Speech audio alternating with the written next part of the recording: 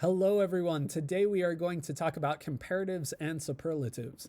Now a comparative is a word that compares two items, and comparatives typically end in ER. So for instance, we have words like faster, smarter, brighter, funnier, etc.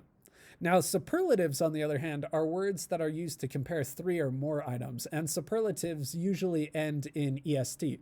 They are words like fastest, smartest, brightest, funniest, etc.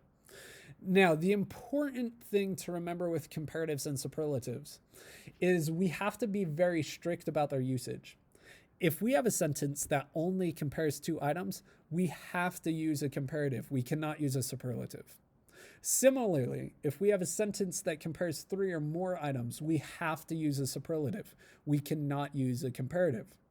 Let me show you some examples of that. Here's our first one. Between butterflies and spiders, humans admire butterflies more. Now, in this sentence, we are comparing two items, butterflies and spiders. Because we are only comparing two items, we have to use the comparative word, which in this case is more. We wouldn't say most at the end. If we said most at the end, this sentence would then become grammatically incorrect. Therefore, we have to use the word more. That's our comparative. In this next sentence, though, you can see that we're going to be comparing more than two items. Out of all of the players on the team, Safi is the fastest. Now, we can assume that there are more than two players on the team. Therefore, we are talking about a situation where we're comparing three or more items. And that means we have to use the superlative. Now, in this case, our superlative is fastest. It would be grammatically incorrect to say faster. So your takeaways from today. First off, a comparative is a word that compares two items in a sentence. A superlative compares three or more items.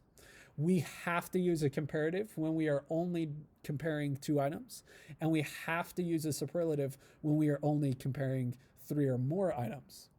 So that being said, the easiest way to get really good at using comparatives and superlatives correctly is simply to practice. Go online, find some practice sentences, or take the quiz that is associated with this course. Either way, have a good time practicing. Watch out for those comparatives and superlatives. And this has officially been my fastest grammar video, a superlative. Thanks for watching.